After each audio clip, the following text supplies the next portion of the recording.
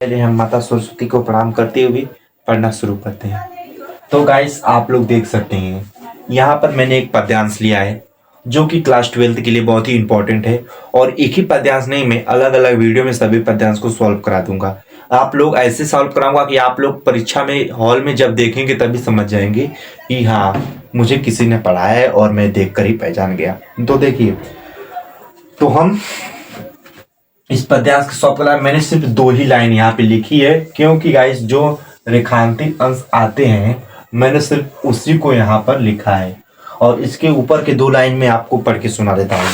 देखिए, कोई प्यारा कुसुम कुम्हाला गेह में जोड़ पाओ हो, तो प्यारे के चरण पर ला डाल देना उसकी को, यो देना ए पवन बतला फूल से इकबाला, माला ना हो कमल पग को चूमना चाहती है।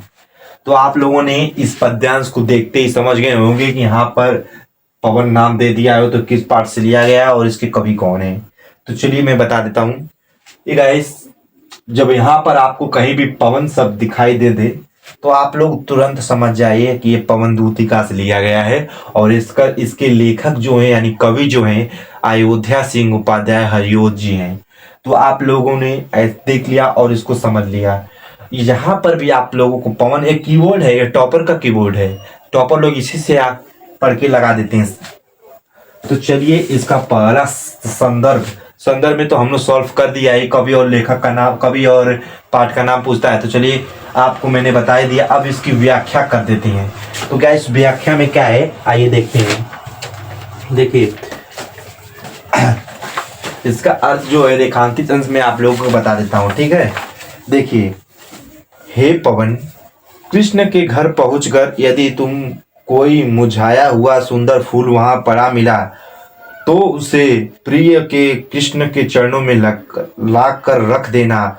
इस प्रकार तो उन्हें यह बता देना कि इसी फूल की तरह बिखराई हुई मुरझाई एक तरुणी राधा आपके कमल समान कोमल चरणों को चूमना चाहती है। देखिए,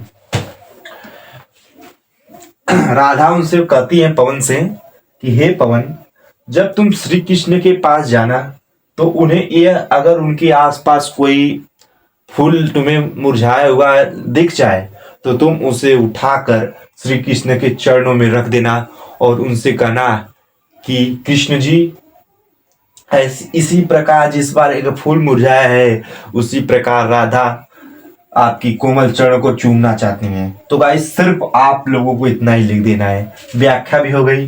राधा पवन से मुरझाए हुए पुष्प को कहाँ रख डाल देने के लिए कहती है। तो अभी आप लोगों ने व्याख्या में देखा कि राधा जो श्री कृष्ण पवन से कहती है श्री कृष्ण के, अगर तुम्हें कोई मुरझाया हुआ फूल नीचे लग जाए तो हे पवन, तुम उसे उठाकर श्री कृष्ण के चरणों में डाल देना। तो आप लोगों ने इसको भी सॉल्व कर दिया और इसको भी और इसको भी। अब श्री कृष्ण के कमल के समान कोमल चरणों को कौन चूमना चाहती है। तो गाइस, अभी आपने पढ़ा कि श्री कृष्ण की कोमल चरण के राधा चूमना चाहती हैं। तो यहाँ पर इसका आंसर हो जाएगा श्री कृष्ण के कोमल चरणों को श्री राधा जी चूमना चाहती हैं। और यहाँ पर मुरझाए हुए पुष्प की उपमा किसके की गई है।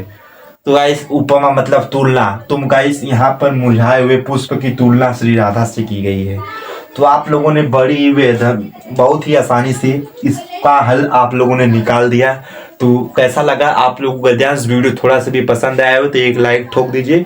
चलिए, अब मिलते हैं अगले गद्यांश की ओर यानी पद्यांश की ओर, ठीक।